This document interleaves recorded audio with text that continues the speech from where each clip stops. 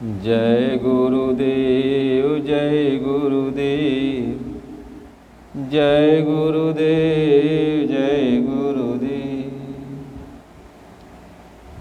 आज सखी काज करो कुछ अपना, आज सखी काज करो कुछ अपना। गुरु दर्शन तको छोड़ो जग सपना। आज सखी काज करो कुछ अपना। गुरु दर्शन तको छोड़ो जग सपना। नहीं पछतई हो सिर धुन रोई हो, जम की नगरिया में अति दुख पई हो। आज सखी काज करो कुछ अपना। गुरु दर्शन तको छोड़ो जग सपना। नहीं पछतई हो सिर धुन रोई हो, जम की नगरिया में अति दुख पई हो। जम की नगरिया में अति दुख पई हो। परम पूज्य स्वामी जी महाराज, आप सभी प्रेमियों, मालिक की समझाते हैं, यह मानव शरीर हम सबको अपनी आत्मा को जगाकर परमात्मा से मिलने के लिए कुल मालिक ने दिया है कि अब की बार आपको ये अवसर मिला है तो अब की बार अपनी आत्मा को जगाओ और परमात्मा से मुलाकात कर लो। अपनी आत्मा को जगाकर परमात्मा से भेंट कर लो और इस जन्म मरण के जो आवागमन का चक्कर है इससे बच जाओ। अब अपने घर सतलोक सच्चा देश है अपना, जहाँ पे कोई परिवर्तन नहीं होता। वहाँ न सूरज उगता है न सूरज डूबता है। वहाँ न दिन होती है न रात होती है। वहाँ पे हमेशा परमानंद आनंद की अनुभूति होती है। वहाँ पे जीव को किसी भी प्रकार की कोई तकलीफ नहीं होता। वहाँ सारी आत्माएं परमात्मा स्वरूप में रहती हैं, परमात्मा के ही रूप में रहती हैं। सभी आत्माएं आनंद से रहती हैं। महात्मा एक आते कि ऐ मेरी प्यारी आत्माएं, आपकी बार तुम्हें ये मानव शरीर मिला है तो ऐसा कोई जतन करो, जुक्ति लगाओ ताकि जो है अपनी आत्मा को जगा करके इस काल माया के देश से निकाल कर अपने घर सतलोक सचखंड अनामी धाम तुम चलो। अब तो इस बात को समझना ही चाहिए कि अब की बार जो मानव शरीर हम सबको मिला है यह जागने का अवसर है। हमें जागना चाहिए। अब हम जागेंगे कैसे और जाएंगे अपने घर कैसे? क्योंकि हमारा मन हमारे ऊपर हावी है। हमें कोई भी अच्छा काम करने नहीं देता है। जब हम परमात्मा से मिलने के लिए कुछ सोचते हैं तो हमारा मन कुछ न कुछ उल्टा पलटा विचार करता है।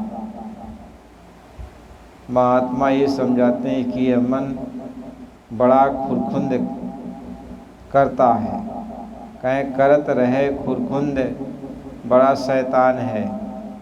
यह मन हमेशा कुछ न कुछ खुरखुंद रचता रहता है और आत्मा को जागने का, सचेत होने का अवसर ही नहीं देता। इसके पास नाना प्रकार की इच्छाएं उठती रहती हैं। यह हमेशा आत्मा से कहता कि मेरी इच्छा पूरी कराओ, मेरी इच्छा पूरी कराओ। मुझे खाना है, मुझे पीना है, मुझे सोना है, मुझे कहीं जाना है, मुझे कुछ करना है। मुझे ये बनाना है, ये बिगाड़ना है, यानी नाना प्रकार की इच्छा हमेशा मन उठाता रहता है। और आत्मा सिखाता है कि मेरी इच्छा को पूरा करो, नहीं पूरा करोगी तो मैं खुश नहीं रहूँगा।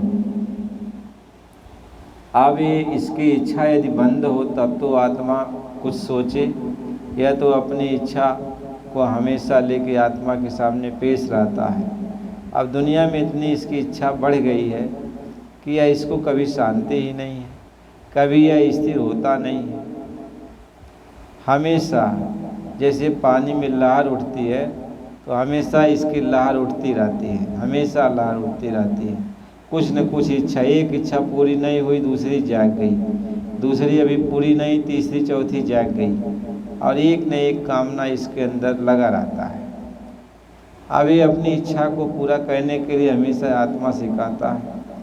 अब आत्मा समझ नहीं पाती, अभिमान कहता मेरी इच्छा पूरी हो जाएगी तब मैं तुम्हारी बात मानूंगा।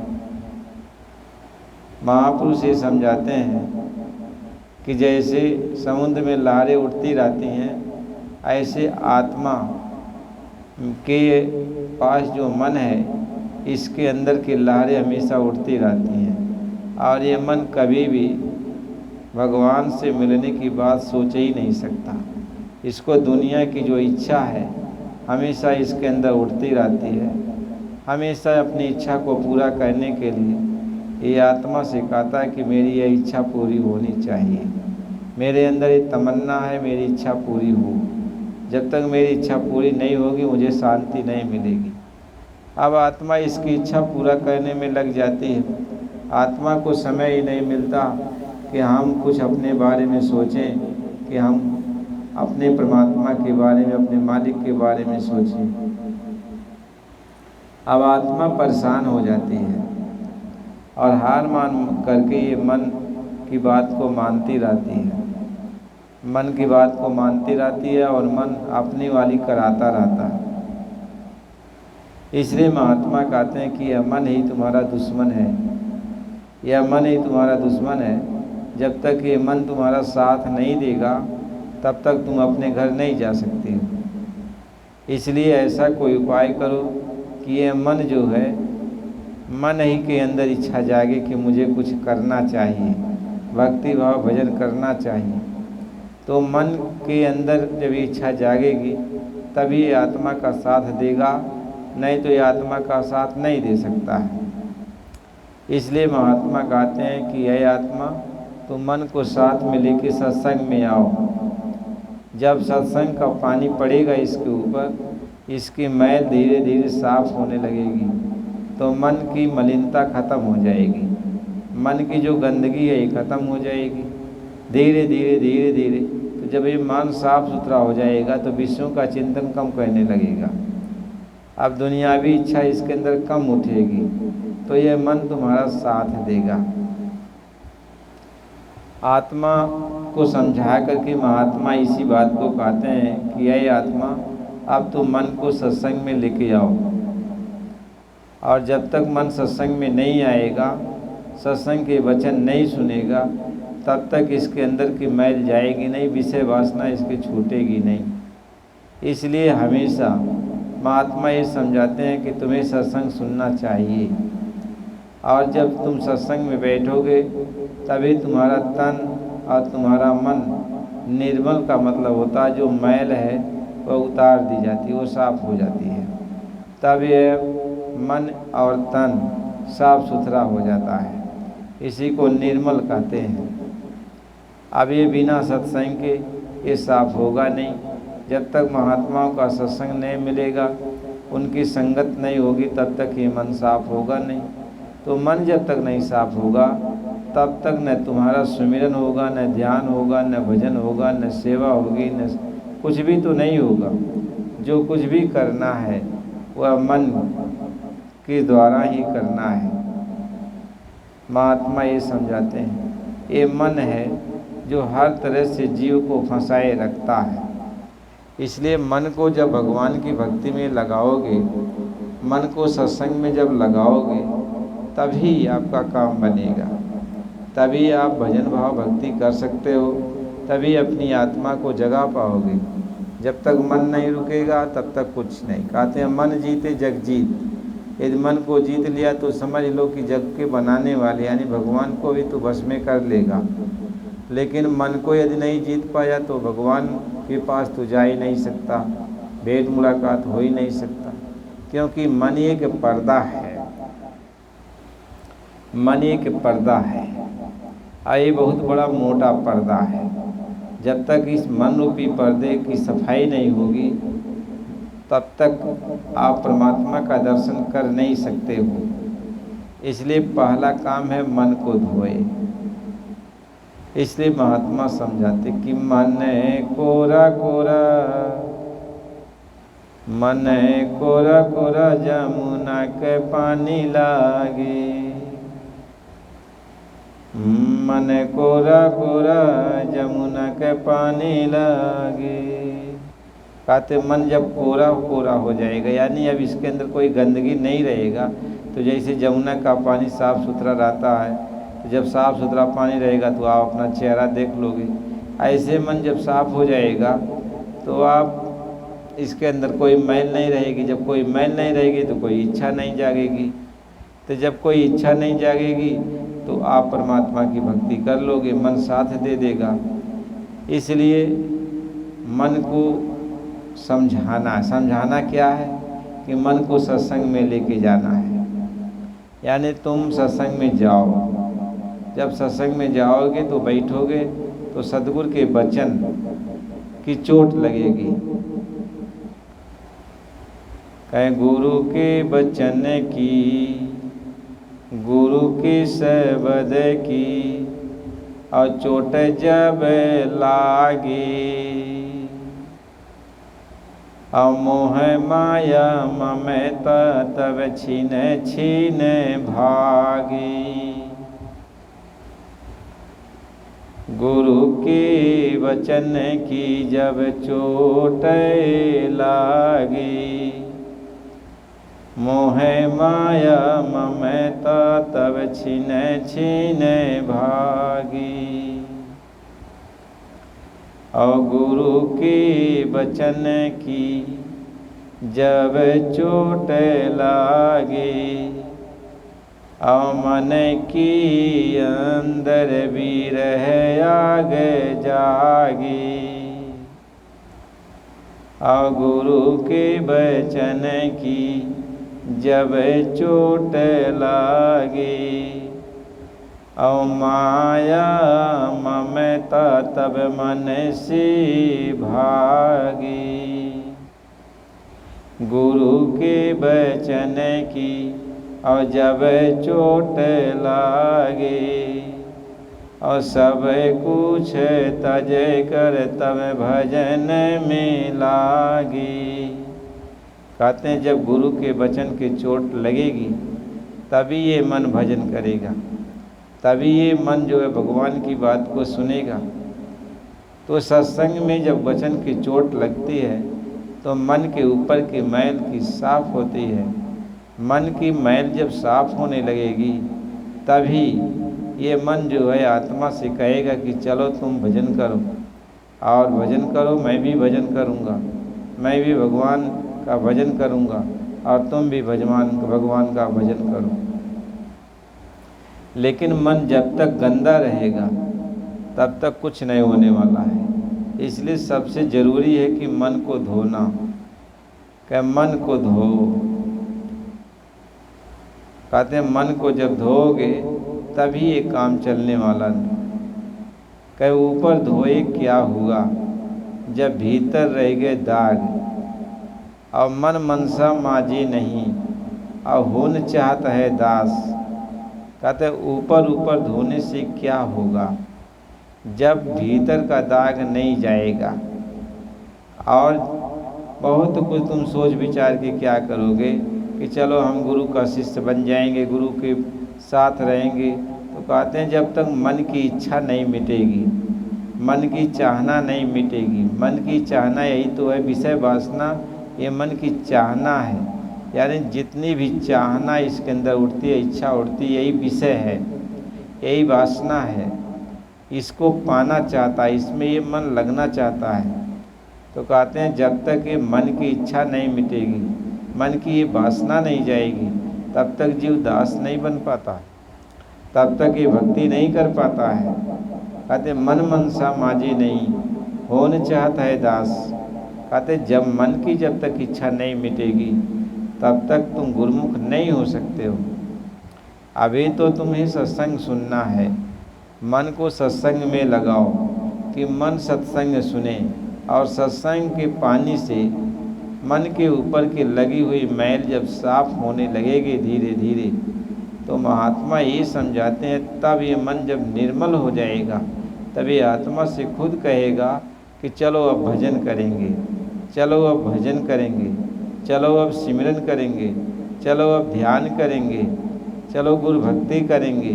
तब ये मन खुद कहेगा।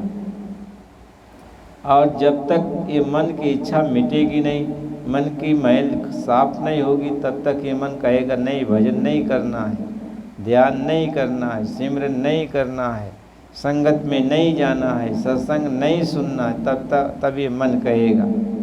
लेकिन जब इसके ऊपर की मैल खत्म हो जाएगी तो यही मन सत्संग में लगाएगा, भजन में लगाएगा, सिमरन में लगाएगा, ध्यान में लगाएगा, तब यही मन लगाएगा। तो पहला काम है मन को धोना, मन को साफ सुथरा करना। तो मन को जो साफ सुथरा करना है आप अपने आप तो कर नहीं सकते, क्योंकि कचरा से कचरा साफ नहीं होता।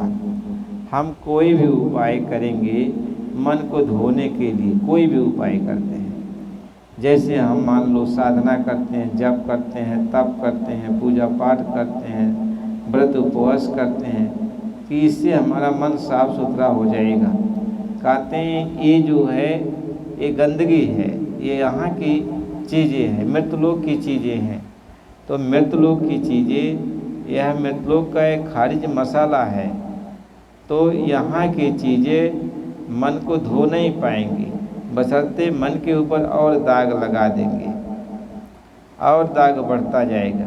क्योंकि जब तक निर्मल जल नहीं मिलेगा, तो निर्मल जल से ही ये मन साफ होगा। तो यहाँ कहीं निर्मल जल है नहीं, न मृतलोक में है, न देवलोक में है, न सूक्ष्म लोक में है, न ब्रह्मलोक में है।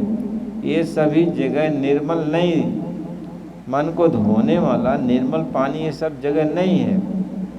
वो पानी जो है सतलोक में है, और सतलोक का पानी संत लेके आते हैं। इसलिए संत जब मिलेंगे तो सतलोक के कहें नाम रसायन जिन पिया, शीश दक्षिणा दे, और लोभी शीश न दे सके नाम प्रेम का ले।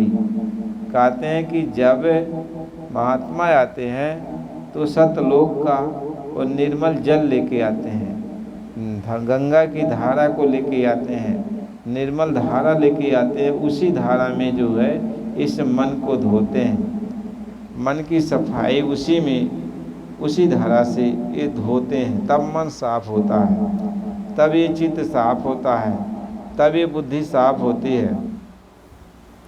तन मन को भी साफ कर देते हैं और आत्मा को भी साफ कर देते हैं। इसलिए महात्मा उसी को कहते हैं कि जो सतलोक से आता है और वहाँ का निर्मल जल लेके आता है, निर्मल पानी लेके आता है, जिसी को कहते हैं वो गंगा की धारा उनके साथ में रहती है, उसी को महात्मा समझाते हैं। वही शिव है, संत ही शिव होते हैं, जिनके जटा में गंगा की धारा है।